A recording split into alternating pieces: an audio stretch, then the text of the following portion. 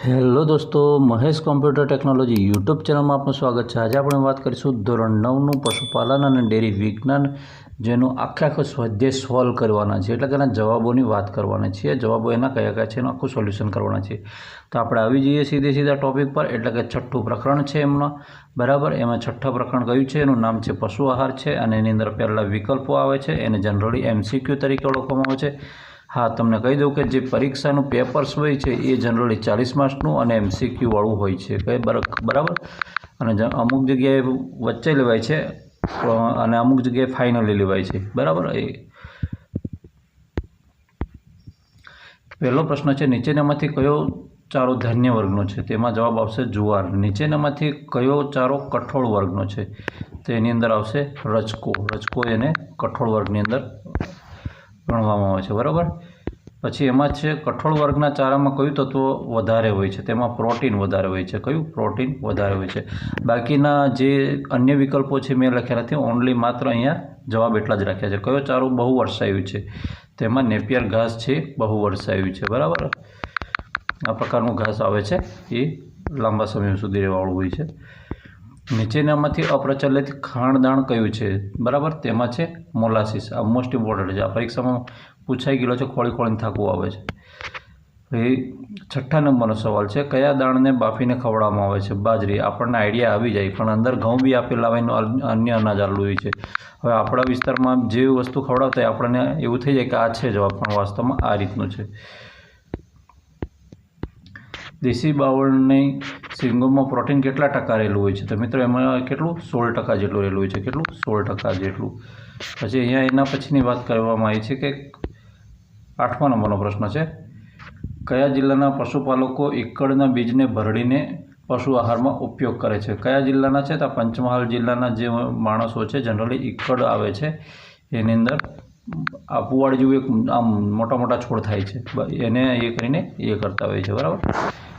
એક વાક્યની વાત કરીએ તો એક વાક્યનો અંદર ઉત્તર આપો। એમાં પહેલો પ્રશ્ન છે, ડાંગરના પૂળામાં કયું તત્વ રહેલું છે? ડાંગરના પૂળામાં ઓક્ઝેલેટ નામનું તત્વ રહેલું છે, બરાબર। સવાલ 2 થાય છે કે ડાંગરના પૂળા પર કઈ પ્રક્રિયા દ્વારા પૂળાને પોષણક્ષમ બનાવવામાં આવે છે? તો જનરલી આપણને એટલું ખબર છે ગામડામાં કે આપણે એમાં મીઠું નાખીએ છીએ, ખનિજ ક્ષારો વગેરેની માવજત કરીએ છીએ, પણ અહીંયા વાત એવી છે કે ડાંગરના પૂળાને યુરિયા, મીઠું અને ખનિજ ક્ષારો વગેરેની એટલે કે એના છંટકાવ કરવામાં, એને પછી પોષણક્ષમ બનાવીને એને પ્રાણીને આપવામાં આવે છે, એવું કહેવું છે, જેના કારણે પાણી વધારે પીવે એવું માનવામાં આવે છે, અને અમુક જગ્યાએ કરતા બી હોય છે, એટલે અહીંયા આપણે ટેક્સમાં આપણે ભણવામાં આવ્યું છે, બરાબર। ગોતર કોને કહે છે? આપણો આ જાણીતો ક્વેશ્ચન છે, જરા થોડું નાનું કરી દો, સાઈડ પર જાય છે એવું લાગે છે। ગોતર કોને કહે છે? તો ગોતરની અંદર વાત છે, કઠોળના પાકમાંથી દાણ મેળવી લીધા પછી શેષ રહેતા પાંદડા,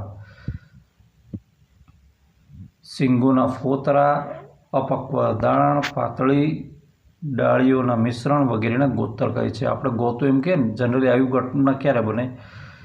હા, એક પેલું એ હોય છે, આપણે શું કહેવાય, મગ છે એનું ગોતું આવું બને છે, પછી કંઈક મગફળીની અંદર પણ એ રહે છે, મગફળીની અંદર પણ એ તેલીબિયા છે, જનરલી આગળ જતા રહીએ। કુસ્કી કોને કહે છે? અહીંયા ફરી પાછું આવ્યું, આ કુસ્કી શબ્દ આપણને આઈડિયાથી, એટલે કે આમ નામ સાંભળતામાં જ ખબર પડી જાય। ચોખાને છડતી વખતે, અહીંયા છડતી શબ્દ વાપરેલો છે, આપણે પેલા મશીનમાં કહે છે ને ડાંગર ખાંડવાની કેવું, આ એ વગેરે એ પ્રોસેસ છે, તેમાંથી મળતી આડ પેદાશને એટલે કે છેલ્લે વધતું એ હોય છે, એને કુસ્કી કહે છે, બરાબર। એના પછી નેક્સ્ટ છે, ચૂન્ની કોને કહે છે? હવે આપણને ચૂન્ની શબ્દ સાંભળેલો એવું લાગી જાય, પણ અહીંયા વાત છે, દાળ બનાવ્યા પછી વધેલા કઠોળના જે ફોતરા હોય છે એ ફોતરાને ચૂન્ની કહેવામાં આવે છે, બરાબર। એટલે કઠોળના ફોતરાને ચૂન્ની તરીકે ઓળખવામાં આવે છે। દાળ ભરડી નાખવામાં આવે પછી જે ફોતરા વધે ને એની વાત છે, જેમ ડાંગરમાંથી કુસ્કી નીકળે એ રીતે। અપ્રચલિત આહાર કોને કહે છે? અપ્રચલિત આહાર છે જે ખોરાકમાં પરંપરાગત રીતે પશુ આહારમાં વપરાતા નથી, છતાં પૌષ્ટિક રીતે પશુ ખાઈ શકે તેવા રૂપમાં કન્વર્ટ હશે, અહીંયા જવાબ આગળ છે જવાબ, તેવા રૂપમાં હોય છે, એને અપ્રચલિત ખોરાક કહે છે। હવે અપ્રચલિત ખોરાકનો આગળના તફાવતને બધું આવશે, હું સમજાવીશ। હવે આડ પેદાશ શું છે? તો આડ પેદાશ આપણને આઈડિયા આવી જાય કે પાકમાંથી મુખ્ય પેદાશ હોય છે. આપણે શું ખેતી કેમ કરીએ કે પાક કે જે ઉત્પાદન હોય પણ એનાથી બીજી સાઈડ ઇન્કમ, એટલે કે દાણ મેળવી લીધા પછી અનાજ કે જે કંઈ વસ્તુ મેળવી લીધા પછી બાકી રહે તો જે હોય એ બધું આડ પેદાશ કહેવાય, બરાબર. એટલે દાખલા તરીકે તમે ડાંગર કરો છો તો ઘાસ છે એ આડ પેદાશ થઈ જાય, બરાબર, સાઈડ એ થઈ જાય. મકાઈ કરો તો પછી જે મકાઈના રાડ છે, પછી એના આપણે દરેક વસ્તુ. હવે એની વાત આપણે મવડાના બીજમાં કયું નુકસાનકારક તત્વ રહેલું હોય છે, બરાબર. તો મવડાના બીજની અંદર દેખવા જઈએ તો મોવરીન નામનું નુકસાનકારક તત્વ રહેલું છે. આ પ્રશ્ન પરીક્ષામાં પૂછાઈ ગયેલો છે, બરાબર. આપણી ચેનલ પર તમને જૂના પેપરો બી સોલ્વ કરેલા મળશે, અને દેખવા જઈએ તો ટોટલી કોઈ પણ યુટ્યુબ ચેનલ પર નહીં હોય એ ટોટલી પાઠો આપણે અહીંયા આ વખતે પૂરા કરી દેવાના છીએ, બરાબર. લાસ્ટ ટાઈમ ગઈ સાલ રહી ગયા હતા, પણ આ વખતે ટોટલી પાઠોને અહીંથી સોલ્યુશન કરી દેવાનું છે, બરાબર. શબ્દો સમજાવું. ચૂની એટલે શું? કે આપણે આગળ વાત કરી હતી એ જ જવાબ અહીંયા ફરી આવી જશે કે કઠોળની મિલોમાં દાળ બનાવ્યા પછી કે જે વધેલા કઠોળના ફોતરાને ચૂની કહેવામાં આવે છે. તેમાં શું હોય છે? તો તેમાં ચૂનો, ફોસ્ફરસ અને પ્રોટીનનું પ્રમાણ સારું હોય છે, બરાબર. હવે ચૂનો ક્યાંથી આવ્યો? તો પેલું અંદર આપણે દાળ ભરડવામાં આવે ને ત્યારે એની અંદરથી કંઈક વ્હાઇટ કલર નીકળે. તમે દેખ્યું હોય તો તુવર હોય તો તુવર તરત ભરડેલી હોય તો એને આમ હાથ મારવાનો, હાથમાં ચોંટે છે. ફોસ્ફરસ તત્વ પણ અંદર હોય છે અને પ્રોટીનનું તત્વ અંદર હોય છે, એટલે એ પ્રાણીને ખાવામાં એ રહે છે, સારું રહે છે એવું માનવું છે.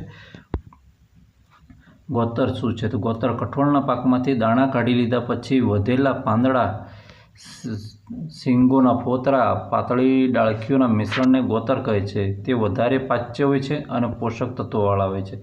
એ પચવામાં સારું હોય છે એમ કહેવું છે, બરાબર, અને ઇફેક્ટિવ હોય છે.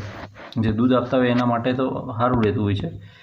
ખોળ છે. ખોળની અંદર વાત કરીએ તો આ બી બેસ્ટ છે. તેલીબિયાંમાંથી તેલ કાઢી લીધા પછી જે અવશેષ બાકી રહે છે તેને ખોળ કહે છે, બરાબર. ખોળ અલગ અલગ હોઈ શકે છે. જે બે તેલીબિયાં છે, એરંડા દેખી લો, મગફળી દેખી લો, અહીંયા સુધી કે આમ જે મવડાની અંદરથી એક બીજ આવે છે ને જેનું નામ ડોળ છે, એ ડોળનું પણ એ ભરડવામાં આવે એનું પણ એ ખોળ મળતો હોય છે, બરાબર. આ ડોળ બહુ વેરી ઇમ્પોર્ટન્ટ છે, એનાથી ઉધઈ નથી આવતી. પ્રોટીનનું પ્રમાણ વધારે હોય છે અને દાણ મિશ્રણ બનાવવાથી તે ઉપયોગી હોય છે. એને સીધું નહીં હાલવાનું, દાણ સાથે મિક્સ કરવાનું, બાકી સીધું આપવામાં આવે તો વાંધો ના આવે, પણ એની રીત એવી છે. ઘાસચારો શું છે? તો ઘાસચારો પશુઓના ખોરાક તરીકે ઉપયોગમાં લેવાતા ઘાસ, પાંદડા, કડબ. હવે દેખજો આ કડબ શું છે એ પૂછાશે પરીક્ષામાં પૂછાયેલી છે મિત્રો.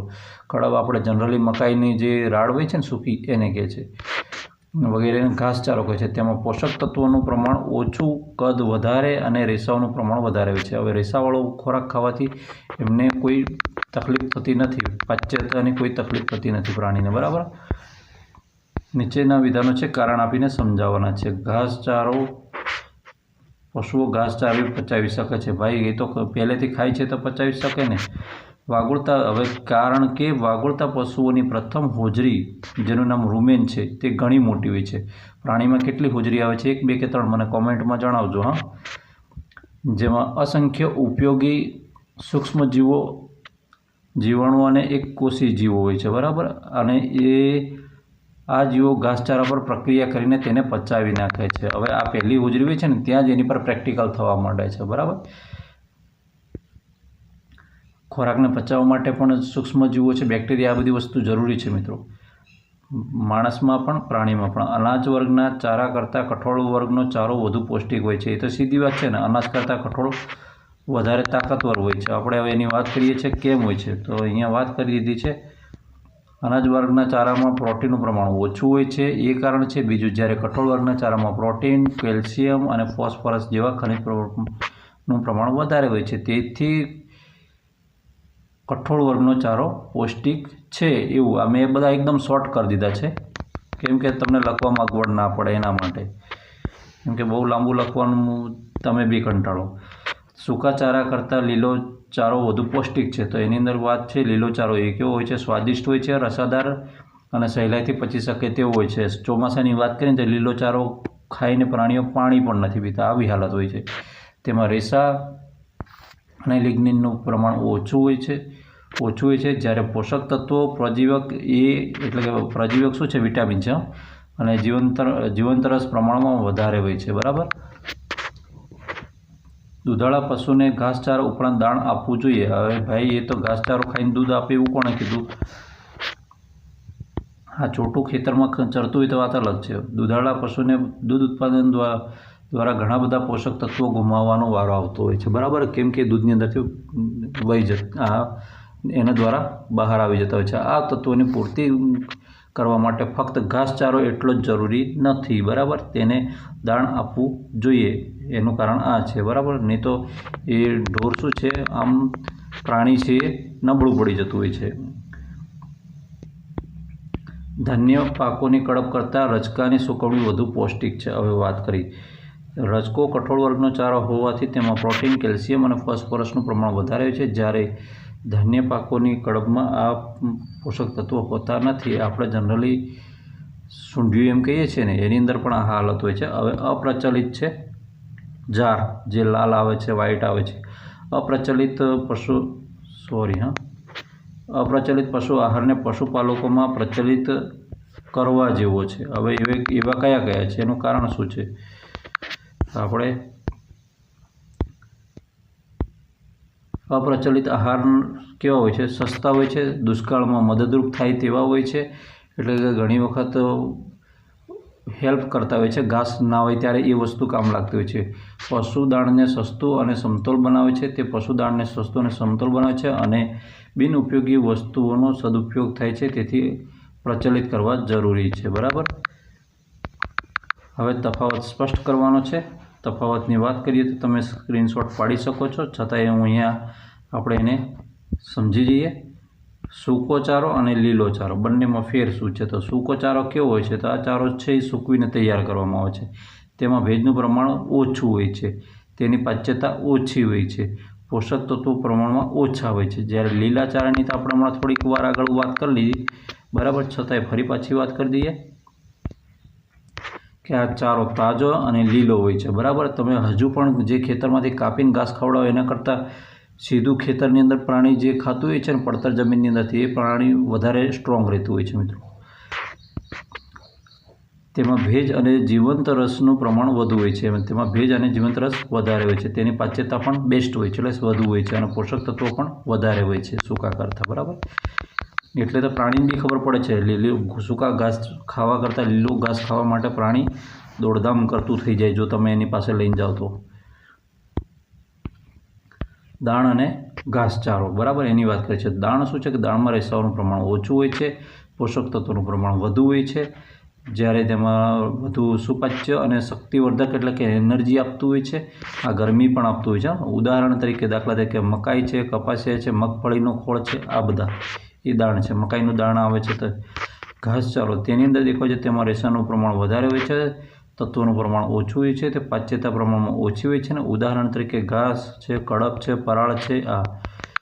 હવે તમે પરાળની એટલે શાને કહેશો? તો તમને વાત કરી દઉં, પરાળ એટલે જનરલી જે ડાંગર હોય છે ને, એની અંદરનું જે વધેલું ઘાસ હોય છે ને, એને પરાળ તરીકે ઓળખવામાં આવે છે।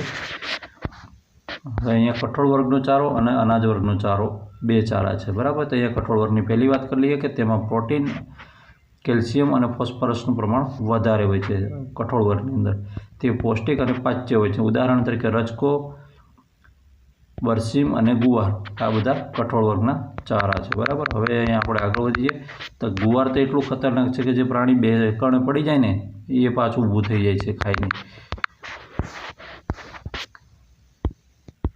અનાજ વર્ગનો ચારો શું છે કે તેમાં પ્રોટીનનું પ્રમાણ ઓછું હોય છે, પ્રમાણમાં ઓછી પૌષ્ટિક હોય છે। ઉદાહરણ તરીકે મકાઈ ખવડાવો, જુવાર ખવડાવો, બાજરી ખવડાવો, તો હા, પહેલાં જેટલા ઇફેક્ટિવ નથી હોતા, હોય છે પણ એટલા ઇફેક્ટિવ નથી હોતા, પણ તમારી પાસે પછી બાજરી બહુ પાકી હોય તો શું કરવાની? એ ખવડાવવી જ પડે, ના ચાલે, હે। પછી પ્રચલિત આહાર અને પશુ આહાર અને અપ્રચલિત પશુ આહાર। પ્રચલિત પશુ આહાર દેખવા જઈએ તો તે પરંપરાગત રીતે વપરાય છે, મુખ્યત્વે તેની અંદર અનાજ છે, કઠોળ છે, તેલીબિયા છે વગેરેનો સમાવેશ થાય છે, તે પ્રમાણમાં ઘણા મોંઘા હોય છે, બરાબર। હવે તેલીબિયાનું એ ફળને લાવવું એટલે મોંઘો પડતો હોય છે, તમે લાવતા હશો પશુ આહાર, બરાબર। જે મિત્રો પશુપાલન કરે છે એના માટે વાત છે। અપ્રચલિત પશુ આહાર છે, અત્યારે એની બેગ છે એની પર જ પશુ આહાર એવું લખેલું આવે છે, ગ્રીન કલરની ને યલો કલરની અલગ અલગ આવે છે. તે પરંપરાગત રીતે પશુ આહારમાં વપરાતા નથી. આ એવા છે, પણ એ શું છે તો મોલાસીસ છે, પછી કેરીની ગોટલી છે, ટમેટો છે, વેસ્ટ એટલે કે આપણે શું કહેવાય ટમેટો વેસ્ટ એટલે કે આ જે ટામેટા બગડેલા હોય એ પણ પ્રાણીઓ ખાઈને એનાથી પણ દૂધ, શાકભાજી બી આપી દેતા હોય છે ઘણી જગ્યાએ. તે પ્રમાણમાં સસ્તા હોય છે, બરાબર. એટલે જે વેસ્ટ વધેલું હોય છે પ્રાણીઓ ખાઈ જતા હોય છે, દૂધ આપતા હોય છે એ પણ. હવે વિસ્તૃત ઉત્તરની વાત કરવામાં આવી છે. અહીંયા તમારે વિસ્તૃત ઉત્તર આપો. તો વિસ્તૃત ઉત્તર દેખવા જઈએ તો પશુપાલનમાં લીલા ચારાનું મહત્ત્વ સમજાવો. તો જવાબ છે પશુપાલનમાં લીલા ચારાનું ઘણું બધું મહત્ત્વ છે. તે સૂકા ચારા કરતાં વધુ ગુણવત્તાવાળો હોય છે. લીલો ચારો સ્વાદિષ્ટ હોય છે. તે સહેલાઈથી ચાવી શકાય તેવો અને સુપાચ્ય હોય છે. તેમાં રેસા અને લિગ્નિનનું પ્રમાણ ઓછું હોય છે, બરાબર. જ્યારે પોષક તત્વો અને પ્રજીવક વિટામિન એ અને જીવંત રસનું પ્રમાણ વધારે હોય છે. લીલો ચારો આપવાથી પશુની રોગ પ્રતિકારક શક્તિ વધે છે. અત્યારે ઘણી જગ્યાએ એવું થાય છે કે વધારે પડતું ઘાસ ખવડાવી દેવામાં આવે લીલું, તો ઘણી જગ્યાએ પશુઓને આમ અંદર આખું જો પાણી ના પીવાડો 2-3 દિવસને લીલું જ ખા કરે તો ઘણા પ્રાણીઓ મરી બી જાય છે.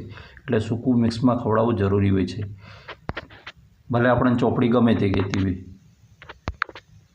પછી એના પછી વાત છે ખાણદાણનો ખર્ચ આનાથી ઘટાડી શકાય છે. આનાથી પશુઓની ઉત્પાદકતામાં પણ વધારો થાય છે, બરાબર. હવે એના પછીનો નેક્સ્ટ પ્રશ્ન છે પશુઓને આપવામાં આવતા ખાણદાણનું વર્ગીકરણ કરો. પશુઓને કયા કયા ખાણદાણ અપાય છે એની વાત છે, બરાબર. તો આમાં પ્રચલિત ને અપ્રચલિત બંને આવશે. હવે પ્રચલિત પાસે પહેલાં પહોંચી જઈએ. એની અંદર છે દાણા છે, એટલે દાખલા તરીકે મકાઈ, જુવાર, બાજરી, ઘઉં, ચણા, કપાસિયા, તલ વગેરે. જ્યારે અનાજની આડપેદાશો શું છે? અનાજની આડપેદાશો ઘઉંનું થૂલું છે, મકાઈનો ખોળ છે, ચોખાની કુસ્કી છે, એ અંદર મિક્સ કરીને આપતા હોય છે દાણમાં. પછી કઠોળની આડપેદાશો છે, એની અંદર ચૂરની છે, ફોતરા છે.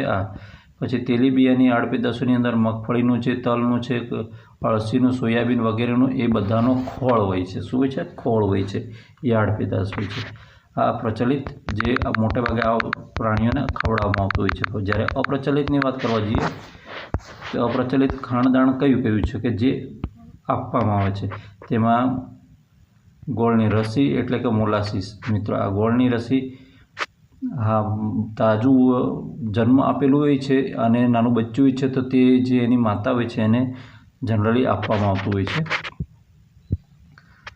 પરદેશી આ જે બાવળની શીંગો છે, ઘણી જગ્યાએ બાવળની શીંગો ખાઈને પણ એ કરવામાં આવે છે. પછી કેરીની ગોટલી છે, ટોમેટો વેસ્ટ છે, પછી પુવાડિયાના બીજ છે. આ પુવાડિયાના બીજ ઇફેક્ટિવ રહે છે. આ આપણે ટેસ્ટ કરેલી વસ્તુ છે. અને બાવળની શીંગો છે. પછી મહુડાના ફૂલ છે, આ લિમિટેડ હાલવાના, બાકી તકલીફ થઈ જાય. બીજનો ખોળ છે, બહુ ગરમ આવે.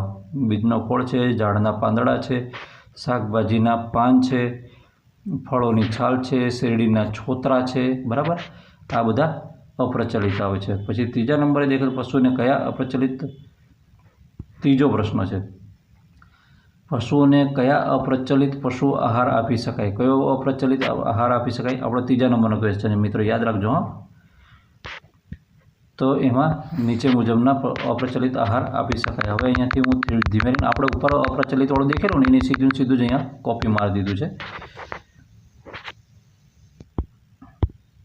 તમે એ સીધું લખી શકો છો. ગોળની રસી છે, પશુઓને ઓછો ભાવતો ખોરાક મોલાસીસ સાથે ભેળવીને આપવામાં આવે છે. જે એને નહીં ભાવતો એની અંદર થોડો ગોળ મિક્સ કરીને નાખવામાં આવે, બરાબર, એની હાથે, તો એને ખાતે ટેવાય છે, બરાબર. ઝાડના પાંદડા છે, લીમડો છે, પછી ખીજડ છે, પીપળો છે, સુબાવળ છે વગેરેના પાન ખવડાવવામાં આવે છે. લીમડાના પાન બી ખવડાવવા જરૂરી છે. આપણે જેમ તાવ આવે ને ઇન્જેક્શન મૂકીએ ને એ રીતે રોગપ્રતિકારક શક્તિનું કામ કરતું હોય છે. કેરીની ગોટલી છે, કાર્બોદિત પદાર્થો એની અંદર વધારે હોય છે કેરીની ગોટલીની અંદર, બરાબર. એટલે કે આ તમને ખબર હોય તો બેઝ એની અંદર વધારે હોય છે. બેઝ નામનું તત્વ આવે છે ને, એસિડ બેઝ પશુ આહારમાં ઉપયોગી છે. શાકભાજીના પાન છે, ફળોની છાલ છે, કોબીજ, ફ્લાવર, ગાજર, શક્કરિયા, કેળાની છાલ વગેરે. શેરડીના છોતરા છે, એટલે કે એના એ બી આપવામાં છે. પછી આ વરાળની સારવાર આપીને છોતરા અને તેની વરાળની સારવાર આપીને મોલાસીસ ખનિજ મિશ્રણ યુરિયા ઉમેરીને પૌષ્ટિક બનાવી શકાય છે. યુરિયા એટલે આપણે જે ખાતર નાખીએ એ નહીં, હા મિત્રો, એ વસ્તુ અલગ છે, જે નેચરલ વસ્તુ છે એની વાત કરીએ છીએ. આપણે કેમિકલ વાપરીએ છીએ. મહુડાના ફૂલ, બીજનો ખોળ અને ઈકળના બીજ, ટોમેટો વેસ્ટ, પુવાડિયાના બીજ, આ બધું તમે સમજી ગયા છો. હવે એના પછીની વાત છે નેક્સ્ટ પ્રશ્ન 4થા નંબરનો. અહીંયા આપણે 3જા નંબરનો પ્રશ્ન અહીંયા પૂરો થયો. આ 4થા નંબરનો પ્રશ્ન આવે છે વિસ્તૃત પ્રશ્નમાં. દેખવા જઈએ તો 4થો પ્રશ્ન શું કહે છે કે પશુ આહારમાં ખાણદાણની ઉપયોગિતા વર્ણવો. બરાબર, તો એનું શું છે, વધારે દૂધ ઉત્પાદન આપતા પશુઓને ઘાસચારાથી પૂરતા પોષક તત્વો મળતા નથી. દાણમાં પોષક તત્વો વધુ સુપાચ્ય અને વધુ પ્રમાણમાં હોય છે. બરાબર, દાણની અંદર, જેથી દાણમાં રેસાનું પ્રમાણ ઓછું હોય છે, જેથી દાણ પચવામાં સરળ હોય છે. તેમાં જુદા જુદા દાણ મિશ્રણ કરીને ખવડાવવામાં આવે છે. ઘણી જગ્યાએ આપણે હમણાં વાત કરીએ એમ કપાસિયાનું દાણ બી હોય છે, મકાઈનું દાણ બી હોય છે, અલગ અલગ હોય છે. તેલીબિયાની આડપેદાશો એટલે કે ખોળ, જનરલી અત્યારે પબ્લિક ખોળ વધારે ખવડાવે છે. અને કઠોળની આડપેદાશો એટલે કે ચૂની છે, પ્રોટીનની, એની અંદર પ્રોટીન, ફોસ્ફરસ, કેલ્શિયમ જેવું વધારે હોય છે, એટલે એ પણ ખવડાવતા હોય છે. બરાબર, આ એની આડપેદાશો છે પશુ આહારમાં. હવે અપ્રચલિત પશુ આહાર ખવડાવવાના ફાયદા. હવે આ મોસ્ટ ઇમ્પોર્ટન્ટ છે. અપ્રચલિત પશુ આહાર ખવડાવવાના ફાયદા શું છે? તે પ્રમાણમાં સસ્તા હોય છે અને અછત અથવા દુષ્કાળ જેવી સ્થિતિમાં, હમણાં આપણે વાત કરીને કે પુવાડિયાના જે બીજ છે, પછી બાવળના બીજ છે, આ બધા સૂકા સમયમાં મળી આવતા હોય છે. પશુ દાણ કરતાં તે સસ્તું અને સમતોલ હોય છે. બરાબર, એટલે કે એડ કરીને તમે એનો કુલ ટોટલ જથ્થો પૂરો કરી શકો છો, જે પશુને ખાવા પૂરતો. બિનઉપયોગી પશુઓનો સદુપયોગ થાય છે, બિનઉપયોગી વસ્તુઓનો સદુપયોગ થાય છે અને પર્યાવરણ માટે પણ તે સારું છે. એ વાત સાચી છે. પશુઓને આહારમાં વિવિધતા મળી રહે છે. બરાબર, એટલે એક પ્રકારનું ખાઈને પશુ કંટાળી જતું નથી, એને થોડું ચેન્જ જેવું લાગે છે. તે પ્રોટીનનો સસ્તો સ્ત્રોત છે અને માનવ રોજગારીમાં વધારો કરી શકે એવો છે. માનવ રોજગારી એટલે કે માણસને પશુનું પાલન કેમ કરે? રોજગારી મેળવવા માટે. સીધી વાત છે. બરાબર, ઓકે મિત્રો, વિડીયો ગમે તો વિડીયોને લાઇક કરજો. ચેનલ પર ન હોય તો ચેનલને સબસ્ક્રાઈબ કરવાનું બિલકુલ નહીં ભૂલતા. ફરી મળીશું આવી જ માહિતી સાથે. ત્યાં સુધી રજા આપો. જય હિન્દ.